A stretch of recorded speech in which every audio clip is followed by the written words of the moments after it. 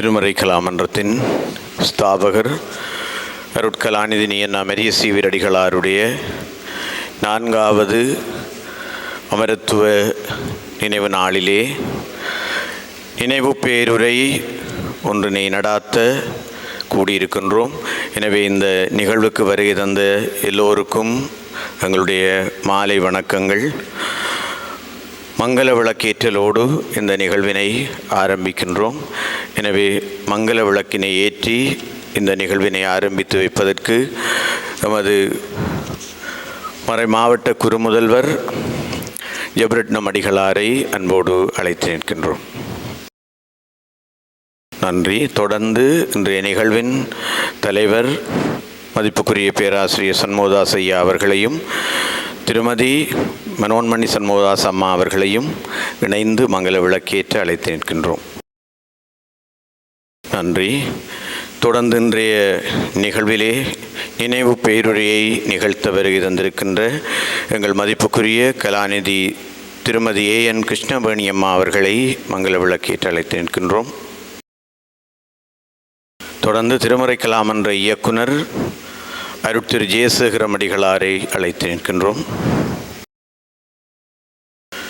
தொடர்ந்து எமது மன்றத்தினுடைய நீண்டகால அபிமானியும் முன்னாள் பாராளுமன்ற உறுப்பினருமாகிய சுலமன் சிறில் அவர்களை மங்கள விளக்கேற்று அழைத்து நிற்கின்றோம். நிறைவாக எமது கலைத்தூதல் ஐகியர் கல்லூரியின் உப அதிபர் அருட்தந்தை அன்புராசா அடிகளாரை அன்போடு அழைத்து நிற்கின்றோம். மங்கள விளக்கேற்றி வைத்த அனைவருக்கும் நன்றிகளை கூறி தொடர்ந்து இறைவணக்கத்தில் இணைந்து நிற்போம். இறைவணக்கத்தில் இசையால் எங்களை இணைக்க திருமறை கலாமன்ற நிர்வாக உறுப்பினரும் ஆசிரியருமான ஆர்.ஜே. காந்தன் அவர்களை அழைத்து நிற்கின்றேன்.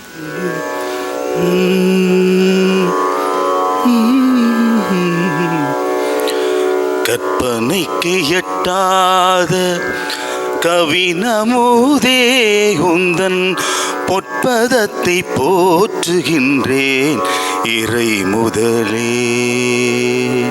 கற்பனைக்கு எட்டாத கவினமுதே உந்தன் பொற்பதத்தை போற்றுகின்றேன் இறை முதலே. இறை முதலே, இறை முதலே. ஆதியும் அந்தமும் இல்லாதாய், ஆதியும் அந்தமும் இல்லாதாய் மெய்சோதியே சொல்லறிய சொஞ்ஞானமே. கற்பனைக்கு எட்டாத கவினமுதே உந்தன் பொற்பதத்தை போற்றுகின்றேன் இறை முதலே. கலைகளில் ஊற்றாகி களிப்புடன் நடமாடி, கலைகளில் ஊற்றாகி களிப்புடன் நடமாடி விலையில்லா பேரின்ப அருளூட்டினாய். அன்பு நிலையினில் நிதம் வாழும் நிம்மதி தந்துதல் ஒளியினால் வழிகாட்டுவாய். பேர் ஒளியினால் வழிகாட்டுவாய். பேர் ஒளியினால் வழிகாட்டுவாய்.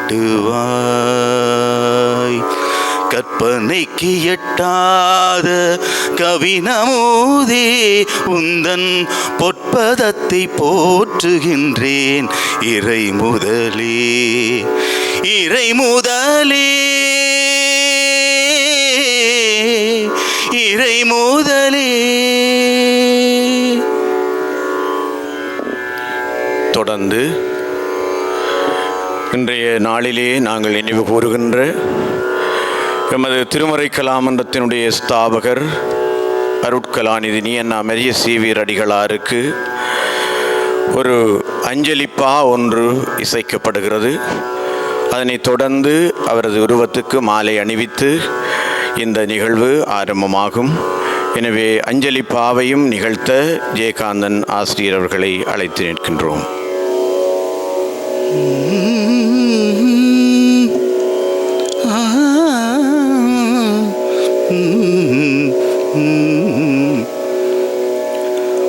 மகா கலை நதியே, எங்கள் மரிய சேவியரே, மனங்களில் நிறைந்தவரே, உம்மை வணங்கியே அஞ்சலித்தோ. மகா கலை நதியே, எங்கள் மரிய சேவியரே, மனங்களில் நிறைந்தவரே, உம்மை வணங்கியே அஞ்சலித்தோம். நிலையில்லா வாழ்வில் நிலை பேறு கண்டாய், விலையில்லா பணியால் வரலாறானாய். நிலையில்லா வாழ்வில் நிலை பெரு கண்டாய், விலையில்லா பணியால் வரலாறானாய். கலையினால் மனிதம் வாழவே செய்தாய், கலையினால் மனிதம் வாழவே செய்தாய். சிலையென நின்ற உன் சிரம் பணிந்தோமே, சிலையென நின்ற உன் சிரம் பணிந்தோமே. மானிடம் மெய்ய மார்க்கங்கள் செய்தாய், குருகுலம் அமைத்து கலைப்பயிரிட்டாய். கண்டங்கள் கடந்து கலை கொண்டு சென்றாய், இம்மண்டலம் வாழ்த்த அஞ்சலித்தோமே.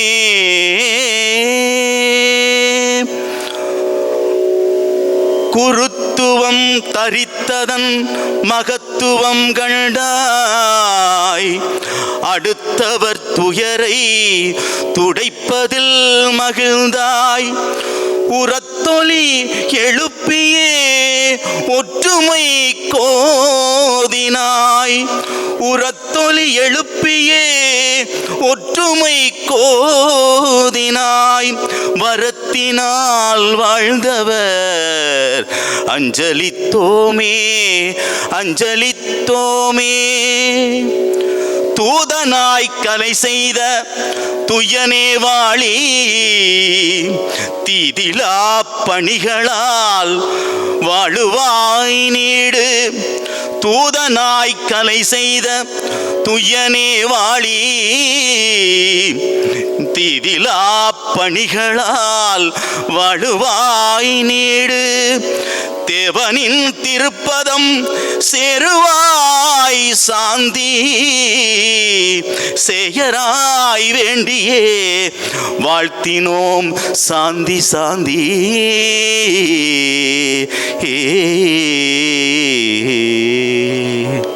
இப்போது நமது குருமுதல்வர் அவர்கள் நமது அமரர் மரிய சேவியர் அடிகளாரின் உருவப்படத்துக்கு மாலை அணிவிக்க அருட்தந்தை ஸ்டீபன் அடிகள் அந்த அகல் விளக்கை ஏற்றி வைப்பார்.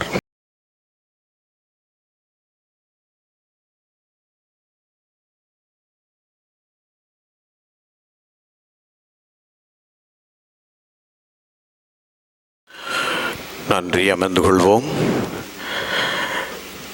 நிகழ்வின் தலைவர் வாழ்நாள் பேராசிரியர் சண்முகதாஸ் ஐயா அவர்களையும், இன்றைய பேருடைய நிகழ்த்துகின்ற கலாநிதி திருமதி என் கிருஷ்ணவேணி அம்மா அவர்களையும் மேடைக்கு வருமாறு அன்போடு அழைத்து நிற்கின்றோம்.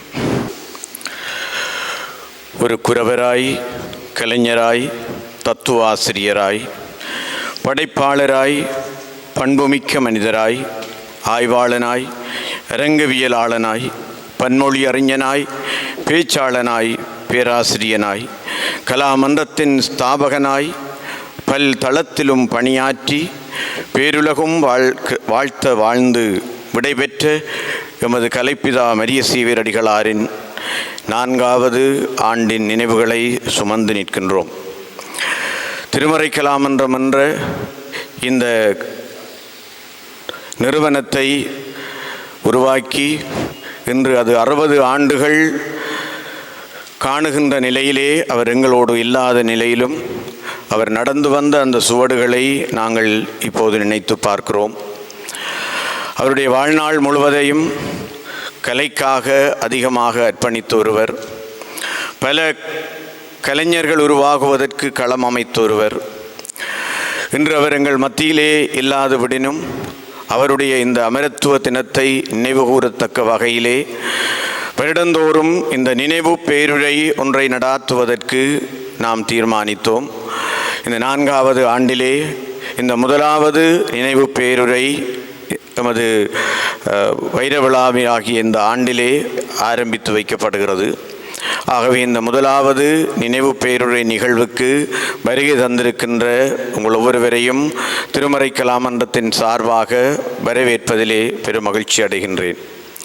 விசேடமாக இன்றைய நிகழ்வுக்கு தலைமை தாங்குவதற்கு வருகை தந்திருக்கின்ற பேராசிரியர், வாழ்நாள் பேராசிரியர் சண்முகதாஸ் ஐயா அவர்களையும், இந்த நினைவு பேருரையை பெரும் மகிழ்ச்சியோடு ஏற்று உரை நிகழ்த்த வருகை தந்திருக்கின்ற கலாநிதி திருமதி ஏஎன் கிருஷ்ணவேணி அம்மா அவர்களையும், திருமதி மனோன்மணி சண்முகதாஸ் அம்மா அவர்களையும், நமது குரு முதல்வர் அவர்களையும், மற்றும் வருகை தந்திருக்கின்ற அருட்தந்தையர்கள், நமது அன்புக்குரிய அழைப்பினை ஏற்று வருகை தந்திருக்கின்ற அனைத்து கலை அன்பர்களையும் இந்த நேரத்திலே வருக வருக என்று திருமறை கலாமன்றத்தின் சார்பாக வரவேற்று நிற்கின்றோம்.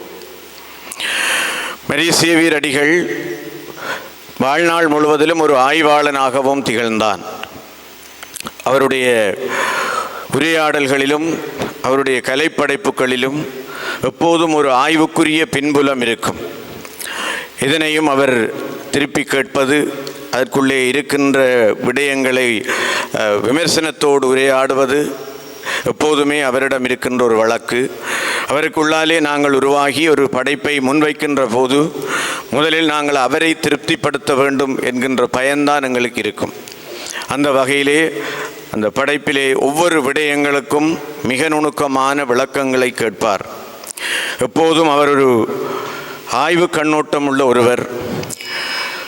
நமது கலை இலக்கிய உலகிற்கும் தத்துவ உலகிற்கும் அவர் தன்னுடைய பெருமதியான ஆய்வுகளை எல்லாம் முன்வைத்திருப்பவர்.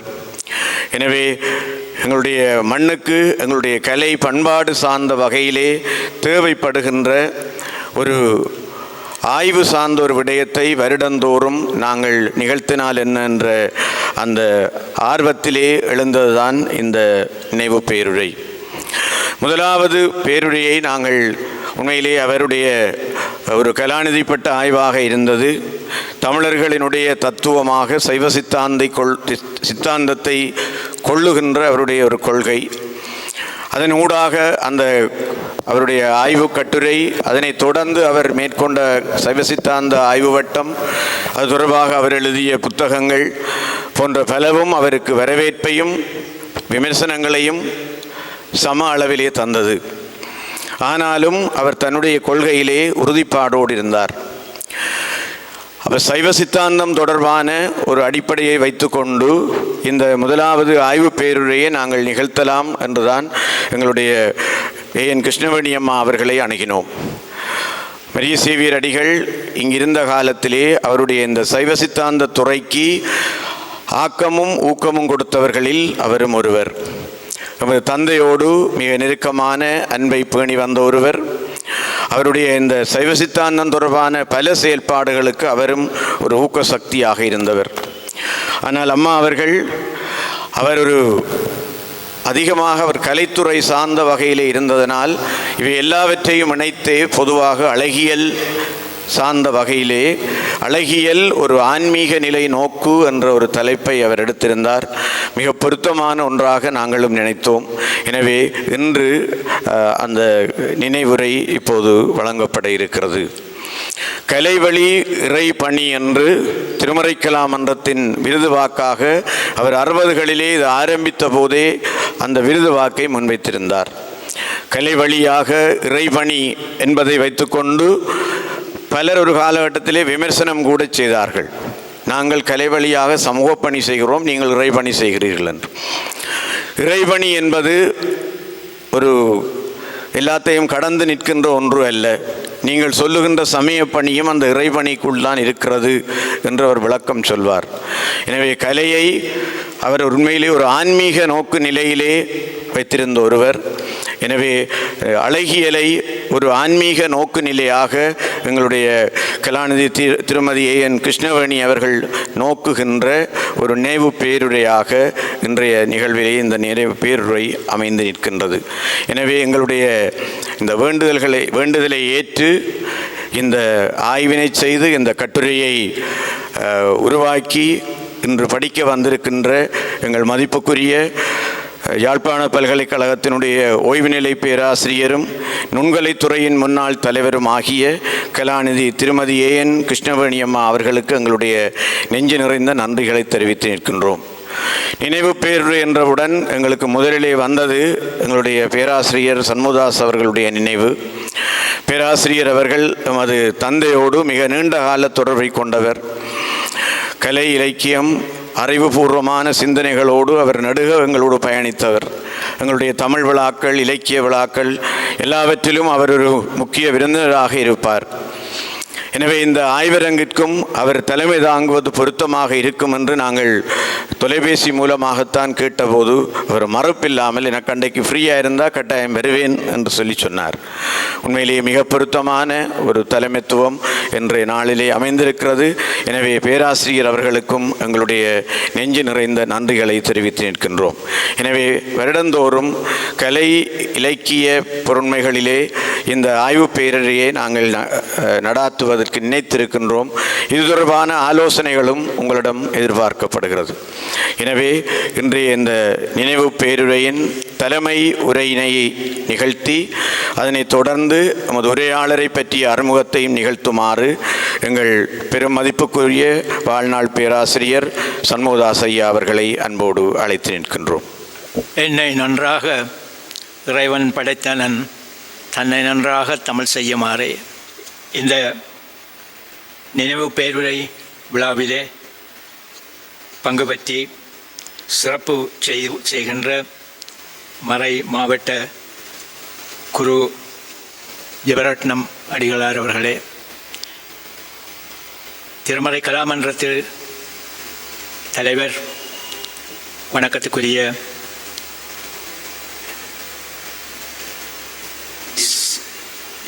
ஜெயசேகரம் அடிகள் அவர்களே, வணக்கத்துக்குரிய ஜெரோம் செல்வநாயகம் அடிகளே, வணக்கத்துக்குரிய அன்புராசா அடிகளே, இங்கு வருகை தந்துள்ள அருள் குருமார்களே, அருள் சகோதரிகளே, பெரியோர்களே, தாய்மாரே, பிள்ளைகளே, உங்கள் எல்லோருக்கும் என்னுடைய பணிவான வணக்கங்களை முதலில் கூறிக்கொள்கின்றேன்.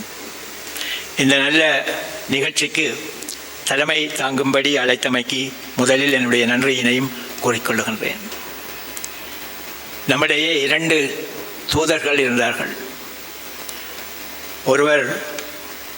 இருவருமே எங்களுக்கு நன்கு அறிந்தவர்கள். அவர்களை பற்றி எங்களுக்கு நன்றாகவும் தெரியும். இருந்த போதும் வாய்ப்பு கிடைக்கும் பொழுது நாங்கள் அவர்களை நினைவு கூற வேண்டி இருக்கின்றது. காரணம் என்னவென்றால், நாங்கள் போய்விடுவோம், ஆனால் எங்களுக்கு பின்னாலே ஒரு பெரிய தலைமுறைகள் காத்து கொண்டிருக்கின்றன. அவர்களுக்கு இந்த விவரங்கள் முறையாக கையளிக்கப்பட வேண்டும். அதிலே நாங்கள், குறிப்பாக நான் உட்பட, சில வேளை நாங்கள் பிழைவிட்டு கொண்டு வருகின்றோமோ என்று கூட எண்ண வேண்டி இருக்கின்றது. ஏனென்றால் எங்களுடைய இளைஞர்களை வழிப்படுத்துவதற்கு இத்தகைய பெரியோர்களுடைய வரலாறை அவர்களுக்கு கூறுகின்ற பொழுது அது சில வேளை எல்லாரையும் வழிப்படுத்த முடியாவிட்டாலும் வழிப்படுத்தக்கூடியவர்களை வழிப்படுத்தும். அந்த வகையிலே தமிழ் தூதர் தனிநாயகம் அடிகளாரும் கலை தூதர் அருட்கலாநிதி மரிய சேவியர் அவர்களும் எங்களுக்கு தமிழ் வளர்ச்சிக்கும் இங்கே இறை பணிக்கும் ஏனைய சமூக பண்பாட்டு சேவைகளுக்கும் அவர்கள் தங்களுடைய பணிகளை ஆற்றி எங்கள் எல்லோருடைய கவனத்தை ஈர்த்து சென்றிருக்கின்றார்கள். சென்றவர்களை நாங்கள் மறக்க முடியாமல் இருக்கின்ற காரணம் இவைதான். தனிநாயகம் அடிகளை நினைக்கும் பொழுது எனக்கு மிகுந்த மகிழ்ச்சி ஏற்படும். ஏனென்றால் 1959 ஆண்டு நான் பேராதனை இலங்கை பல்கலைக்கழகத்துக்கு சென்ற பொழுது அங்கே அவரை நான் காணுகின்ற ஒரு வாய்ப்பு கிடைத்தது. கல்வித்துறையிலே ஒரு விரிவுரையாளராக அங்கே அவர் இருக்கின்ற அந்த காட்சி இன்னும் என் மனக்கண்ணுள்ளே இருக்கின்றது. ஏனென்றால் ஒரு நாளும் காலையிலே என்னுடைய துறைக்கு விரிவுரைக்கு போகின்ற பொழுது அவரை கடைக்கண்ணாலே பார்த்து விட்டு போவது வழக்கம். ஏனென்றால் நான் இப்பொழுது சிறிய பையன், திடீரென்று ஒரு துறைக்குள்ளே போய் ஒருவரை எல்லாம் சந்திக்க முடியாது. ஆனால் சந்திக்க வேண்டும் போல் ஒரு ஆவல் இருந்தது. ஒரு நாள் தற்செயலாக அவர் வாசலில் நின்றார். அவரை வணங்கி, நான் சென்னன் திருக்கோணமலையிலிருந்து வாரன் என்று சொல்ல அவர் சிறிது நேரம் பார்த்து கொண்டிருந்தார். என்ன படிக்கிறீர் என்று கேட்டார். தமிழ் சிறப்பு பாடம் நன்றாக படியும், அவ்வளவுதான். பிறகு போகின்ற பொழுதெல்லாம் அவரை பார்த்துவிட்டு போவேன். அவர் திடீரென மலேசியாவுக்கு சென்று விட்டார். அந்த விவரங்கள்லாம் நான் சொல்லவில்லை.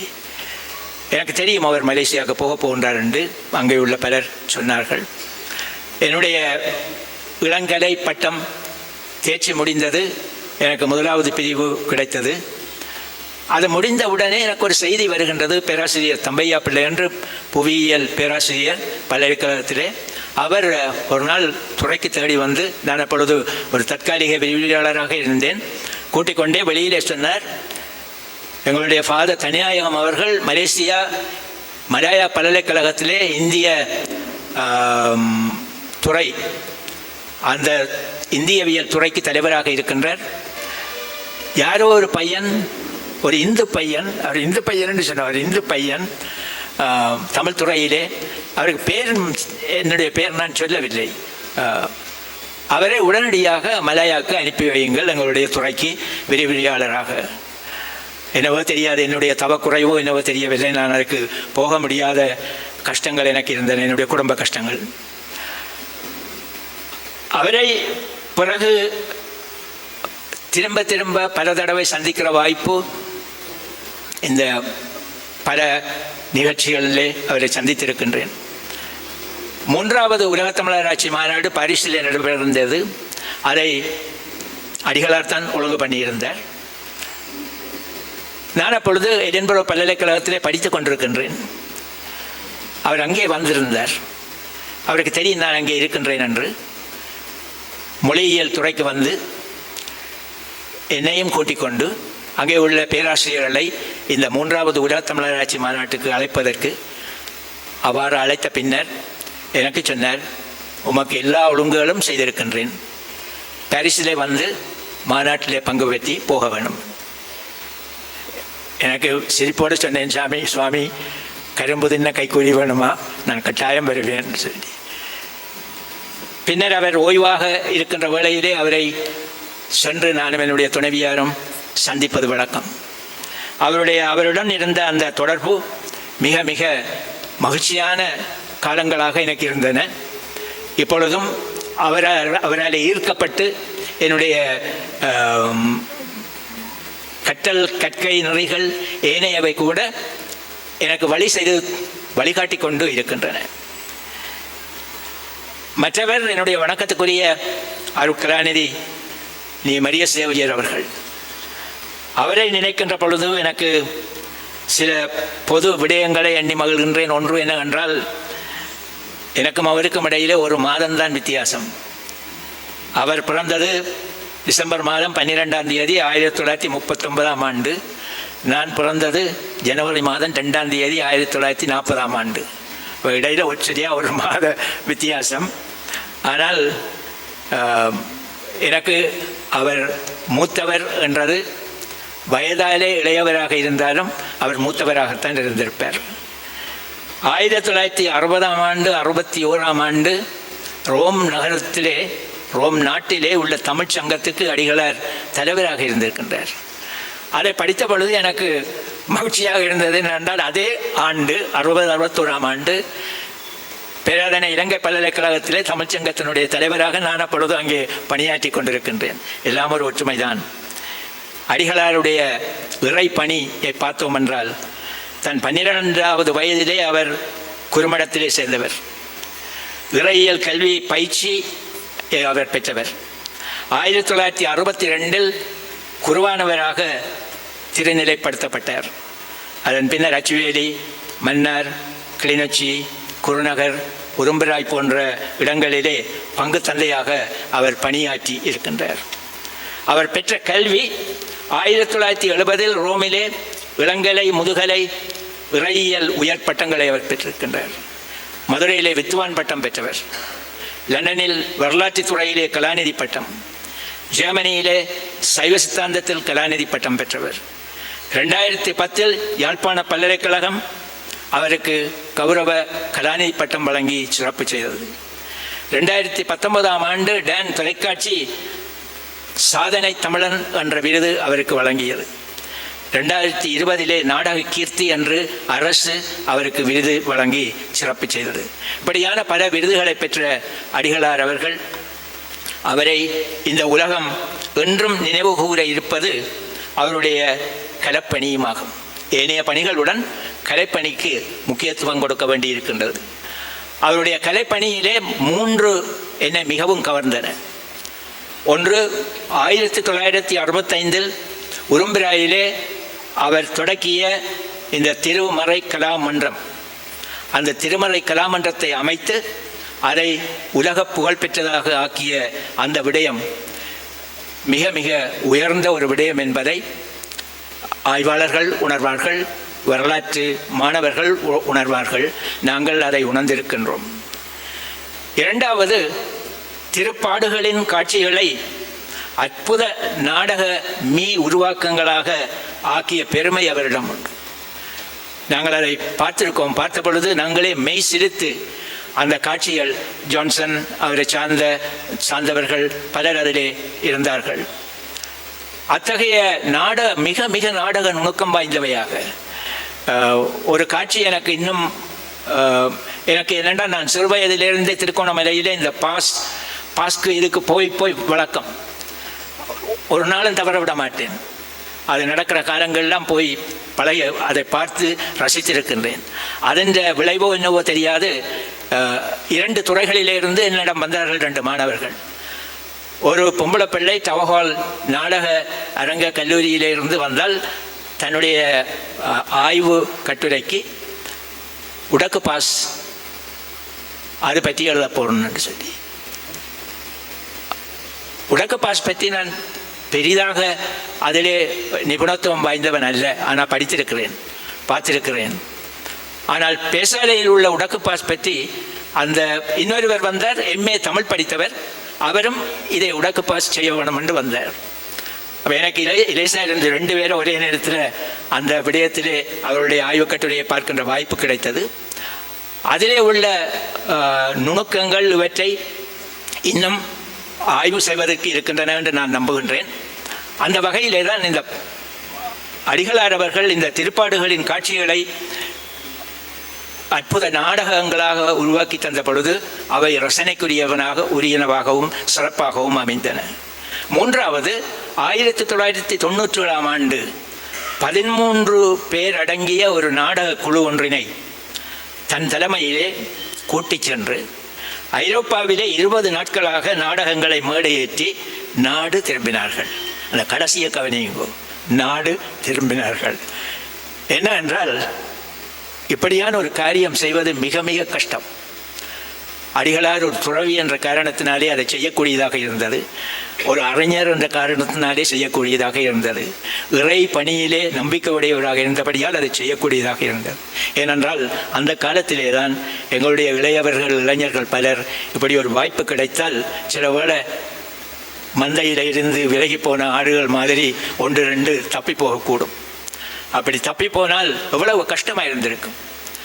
அடிகளாருக்கு உலகத்தில் எல்லா இடமும் அவருக்கு மிகச் சிறப்பு என்னவென்றால், நாடகங்கள் பலவற்றை பல நாடுகளிலே கொண்டு போய் மேடையேற்றி அவ்வாறு போகின்றவர்களை அப்படியே நாட்டுக்கு திருப்பி கூட்டிக் கொண்டு வந்து, அப்படி வந்தவர்கள் பலர் போல வெளிநாடெல்லாம் போகின்றார். அது பிரச்சனை இல்லை. அப்படி போனபடியால் தான் அவர்களுக்கு அந்த சிறப்பு கிடைத்தது.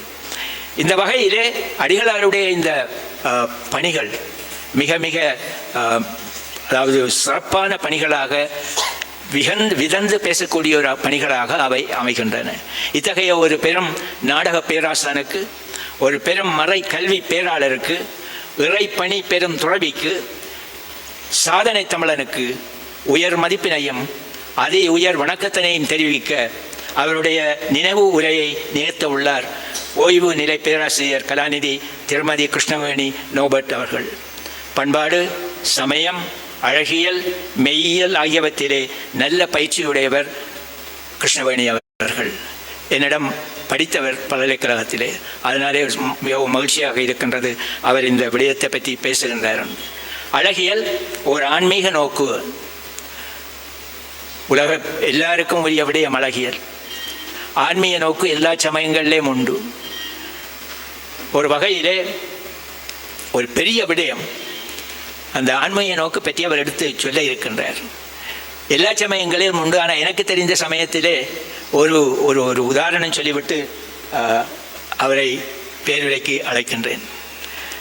மணிவாசக பெருமான் மாணிக்க வாசகர் பாடியுள்ளார்.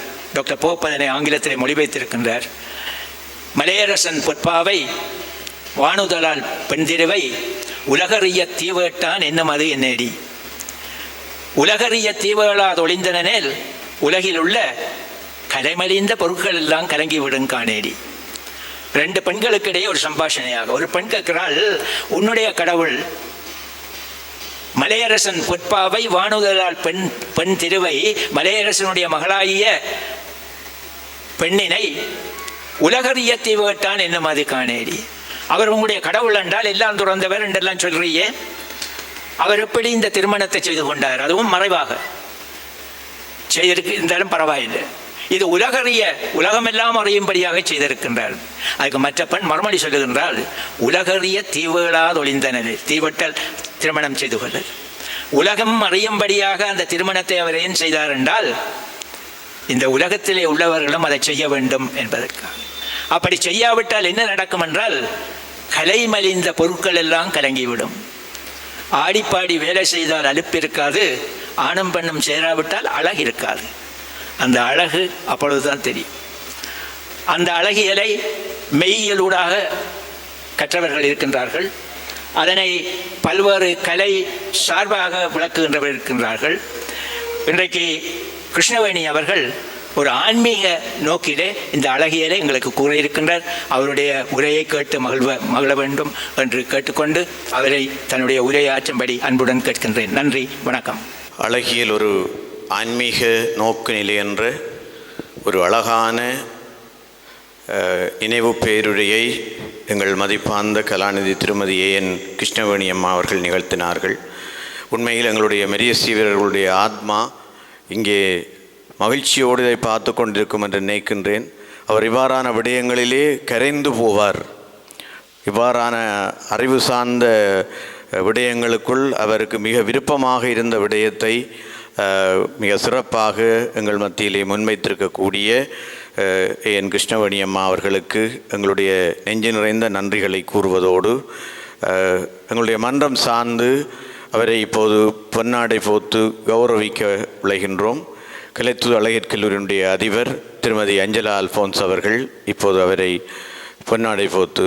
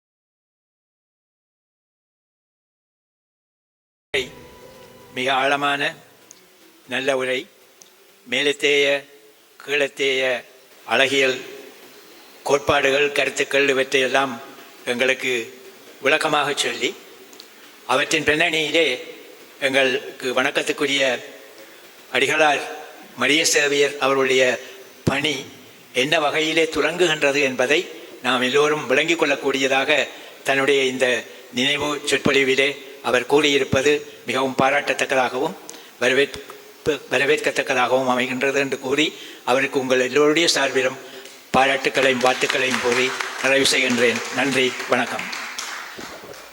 நிறைவாக நன்றியுரை நிகழ்த்த திருமுறைக்கலாம் என்ற ஊடக பொறுப்பாளர் திரு சில்மர் எமில் அவர்களை அன்போடு அழைத்து நிற்கின்றோம். திருமறைக்கலாம் மன்றத்தின் ஸ்தாபகர், அன்புக்கும் மதிப்புக்கும் உரிய நீ நாம் மரிய சிவரடிகளாரின் 4வது ஆண்டு நினைவு நாளிலே நாங்கள் ஆரம்பித்திருக்கின்ற இந்த நினைவு பேருரை நிகழ்வு சிறப்புறுவதற்கு பல்வேறு வகையிலும் ஒத்துழைப்பு நல்கிய எல்லோரையும் நெஞ்ச மதில் கொள்கின்றோம். சிறப்பாக இன்றைய இந்த நாளிலே மிக குறுகிய காலத்தில் 1 மாதத்துக்கு முன்பாகத்தான் கிருஷ்ணமணி மிஸ்ஸோட தொடர்பு கொண்டிருந்தோம். அவர் நாம் கேட்டவுடனேயே மிகுந்த விருப்பத்தோடு, அவர் ஏற்கனவே எங்களுடைய இயக்குநர் தந்தை அவர்களுடன் மிகுந்த அன்பும் மரியாதையும் கொண்டு ஒருவர், தான் கட்டாயம் இந்த இதை செய்வேன் என்று சொல்லி பல்வேறு சிரமங்களுக்கு மத்தியில் இந்த நினைவு பேரையை தயார்படுத்தி கொழும்பிலிருந்து வருகை தந்து எங்களுக்காக இந்த நினைவு பேரையை அழகியல் ஒரு ஆன்மீக நோக்கநிலை என்ற தலைப்பில் மிகச்சிறப்பாக ஆற்றியிருக்கின்றார். ஜாழ் பல்கலைக்கழகத்தின் ஓய்வு நிலை பேராசிரியராகவும் நுண்கலைத்துறையின் முன்னாள் தலைவராகவும் இருந்த அவருக்கு திருமலைக்கலாம் மன்றத்தின் சார்பில் மனம் நுழைந்த நன்றிகளை தெரிவித்துக் கொள்கின்றோம். இன்னும் சிறப்பாக இன்றைய நிகழ்வுக்கு தலைமை தாங்குவதற்காக நாங்கள் அணுகிய போது எங்களோடு எப்பொழுதும் இணைந்திருக்கின்ற எங்கள் அன்புக்கும் மதிப்புக்கும் உரிய ஜாழ் பல்கலைக்கழக வாழ்நாள் பேராசிரியர் ஆனா சண்முகதாஸ் அவர்களுக்கும் இந்த நிகழ்வை சிறப்பாக தலைமை நடத்தியமைக்காக மன நுழைந்த நன்றிகளை திருமலைக்கலாம் மன்றத்தின் சார்பில் தெரிவித்துக் கொள்கின்றோம். அவரோடு கூடவே இங்கே வருகிற திருமதி மனோன்மணி சண்முகதாஸ் அவர்களுக்கும் நெஞ்ச நுழைந்த நன்றிகள். இன்னும் சிறப்பாக இவ்வளவு நேரமாகவும் இந்த நினைவுப்பேறு நிகழ்வுக்கு வருகிறது இங்கு அமர்ந்திருந்து இந்த நினைவுப்பேரையை முழுமையாக பங்கெடுத்த எங்கள் அன்புக்கும் மதிப்புக்கும் உரிய எங்களுடைய ஜாழ் மறை மாவட்ட குறுமுதல்வர் அடுத்திரு ஜோனா ஜெவரட்னம் அடிகளாருக்கும் பல்வேறு வேலைப்பழுக்களுக்கும் மத்தியிலும் இங்கே வருகை தந்திருக்கின்ற ஜாழ் பல்கலைக்கழக துணைவேந்தர் பேராசிரியர் ஸ்ரீ சர்க்குணராஜா அவர்களுக்கும், இன்னும் இந்த நிகழ்வுக்கு வருகை தந்து சிறப்பித்த மூத்த எழுத்தாளர் ஆனா ஜெயஸ்ராஸ் அவர்களுக்கும், கூடவே பத்திரிகை மற்றும் முகநூல் மற்றும் ஏனைய எங்களுடைய அழைப்புகள் அனைத்தையும் ஏற்று இவ்வளவு நேரமும் இங்கே வருகை தந்து சிறப்பித்த அருத்தந்தையர்கள், அருச்சகோதரிகள் மற்றும் எழுத்துலக நண்பர்கள் மற்றும் ஆர்வலர்கள் அனைவருக்கும் திருமறைக்கலாம் மன்றத்தின் சார்பில் நெஞ்சார்ந்த நன்றிகளை தெரிவித்து விடைபெற்றுக் கொள்கின்றோம். நன்றி, வணக்கம்.